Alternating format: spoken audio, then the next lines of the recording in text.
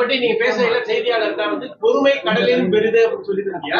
இந்த நிலையில இன்றைக்கு எடப்பாடி இன்றைக்கு நாளைக்கு அதிமுக செயல்வீரர்கள் கூட்டம் மாவட்ட செயலர் கூட்டம் போட்டிருக்கிறாரு. அது என்ன முடிவு எடுக்க போறாங்க? உங்களோட முடிவு என்ன? எங்களை விட நீங்க எல்லாம் ரொம்ப ஈகரா இருக்கீங்க போல இருக்கு. தேமுதிக தான் இத பத்தி ஈகரா இருக்கணும். பத்திரிகையாளர்கள் தான் ரொம்ப ஈகரா இருக்கீங்க. மகிழ்ச்சி. அதுல ஒண்ணு சொல்றது என்ன, ஒரே ஒரு விஷயம் தாங்க, கொடுக்க வேண்டியது அவர்களுடைய கடமை. அது ஒண்ணுதான் நான் சொல்வேன். ஏன்னா 2024 பார்லிமெண்ட் எலெக்ஷன் அப்பவே 5 எம்பிக்களோடு இந்த ராஜ்யசபாவும் உறுதி செய்யப்பட்டதுதான். எனவே தர வேண்டியது அவர்களுடைய கடமை அப்படின்றத நான் சொல்றேன். பற்றி நீங்க பேசுறீங்க செய்தியாளர் தான் பொறுமை கடலின் பெரிது அப்படின்னு சொல்லியிருக்கீங்க. இந்த நிலையில இன்றைக்கு எடப்பாடி இன்றைக்கு நாளைக்கு அதிமுக செயல்வீரர்கள் கூட்டம் மாவட்ட செயலர் கூட்டம் போட்டிருக்கிறாரு. அது என்ன முடிவு எடுக்க போறாங்க? உங்களோட முடிவு என்ன?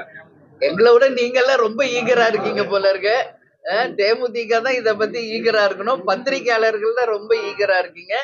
மகிழ்ச்சி. அதுல ஒண்ணு சொல்றது என்ன, ஒரே ஒரு விஷயம் தாங்க, கொடுக்க வேண்டியது அவர்களுடைய கடமை. அது ஒண்ணுதான் நான் சொல்வேன். ஏன்னா 2024 பார்லிமெண்ட் எலெக்ஷன் அப்பவே 5 எம்பிக்களோடு இந்த ராஜ்யசபாவும் உறுதி செய்யப்பட்டதுதான். எனவே தர வேண்டியது அவர்களுடைய கடமை அப்படின்றத நான் சொல்றேன்.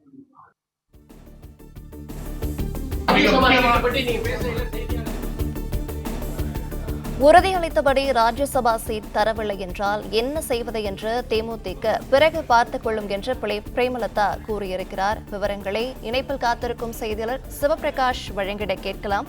சிவபிரகாஷ் வணக்கம், தொடர்ந்து விவரங்களை சொல்லலாம். வணக்கம். தற்போது பிரேமலதா அவர்கள் புதுக்கோட்டையில் அளித்த அந்த பேட்டியை நாம் கேட்டோம். அந்த பேட்டியில் அவர் குறிப்பிடுவது என்பது அந்த 2024 பார்லிமெண்ட் எலெக்ஷன் அந்த தேர்தலின் போது என்ன வாக்குறுதி அளிக்கப்பட்டது, அந்த கூட்டணியில் இணையும் போது ஒவ்வொரு கூட்டணி கட்சிக்கும் அளிக்கப்பட்ட அந்த நிபந்தனைகள் என்ன என்பதனையும் அந்த நிபந்தனையை பூர்த்தி செய்ய வேண்டியதும் அதிமுக என்ற அந்த கட்சியின் கடமை என்றுதான் அவர் மிகவும் அழுத்தம் திருத்தமாக அதனை குறிப்பிடுகிறார். இதற்கு காரணம் தற்போது இந்த தேர்தலையும் அதன் பின் நடந்த சம்பவங்களையும் நாம் பார்க்கும்போது 2024 தேர்தலில் அதிமுகவுடன் கூட்டணியை பாஜக சேர்கிறது. அதன் பிறகு தொடர்ந்து தேமுதிக உள்ளிட்ட பல கட்சிகளும் சேர்கின்றன. அப்போது தேமுதிகவிற்கு குறைவான சீட்டுகள் ஒதுக்கப்பட்ட ஒரு சூழ்நிலையில் ஒரு ராஜ்யசபா சீட்டு என்ற ஒரு வாக்குறுதி அவர்களுக்கு அளிக்கப்பட்டிருக்கிறது. அந்த வாக்குறுதியின்படிதான் தற்போது வரக்கூடிய இந்த ராஜ்யசபா தேர்தலுக்கான ஒரு சீட்டினை அவர்கள் கேட்கின்றனர். அந்த சீட்டினை கொடுக்க வேண்டியது அதிமுகவின் கடமை என்றும் அவர்கள் குறிப்பிட்டார்கள். ஆனால் அதிமுக தரப்பிலோ எங்களுக்கு அப்படி எந்த ஒரு தனிப்பட்ட ஒரு நிபந்தனையும் அதிமுக என்ற கட்சியுடன் ஏற்பட்ட ஒரு ஒப்பந்தம் அது கிடையாது என்று அதிமுக தரப்பில் கூறுகின்றனர். இப்படிப்பட்ட சூழ்நிலையில் தான் தற்போது அது அவர்களுடைய கடமை என்று பிரேமலதா அவர்கள் குறிப்பிட்டு பேசுகின்றனர். இந்த தேர்தல் ஒப்பந்தம், அதாவது இந்த கூட்டணி ஒப்பந்தம் என்பதை பொறுத்தவரையிலும் அனைத்து கட்சிகளையும் சேரும் போது அதில் ஒரு கட்சி அல்லது 2 கட்சி, உதாரணத்துக்கு தற்போது இந்த திமுக சார்பில் தற்போது அறிவிக்கப்பட்டிருக்கக்கூடிய அந்த கூட்டணி கட்சிகளுக்கான அந்த ஒதுக்கீட்டில் திமுகவிற்கு அந்த 3 இருக்கக்கூடிய 3 ராஜ்யசபா சீட்டும், அதே போல மக்கள் நீதி மையம் கட்சிக்கு ஒரு ராஜ்யசபா சீட்டையும் ஒதுக்கி இருக்கிறார்கள். இது கிட்டத்தட்ட அப்போது அந்த 2024 பார்லிமெண்ட் எலெக்ஷன் தொடங்கிய போதே இது குறித்த பேச்சுகள் எழுந்தபோது மக்கள் நீதி மையத்தின் சார்பில் எந்த விதமான நிபந்தனைகளும் இல்லாமல் அந்த ஒரு ராஜ்யசபா சீட் என்பதை மட்டுமே கமல் அவர்கள் கேட்டு பெற்றார். அப்போதிலிருந்து கிட்டத்தட்ட அவர்களுக்கான அந்த ஒரு சீட்டு உறுதியாக இருந்தது. அப்படிப்பட்ட சூழ்நிலையில் தான் தற்போது இதில் திமுக எத்தனை இடங்களை ஒதுக்கப் போகிறது என்ற கேள்வி எழும்பியது.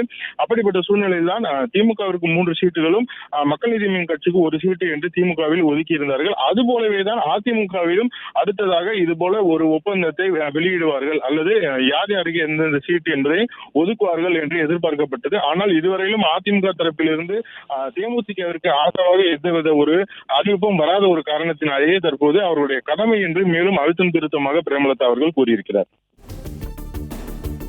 பிளே ஸ்டோர் மற்றும் ஆப் ஸ்டோரில் இருந்து பாலிமர் செயலியை QR கோடு மூலம் பதிவிறக்கம் செய்யுங்கள். செய்திகளை உடனுக்குடன் பெறுங்கள்.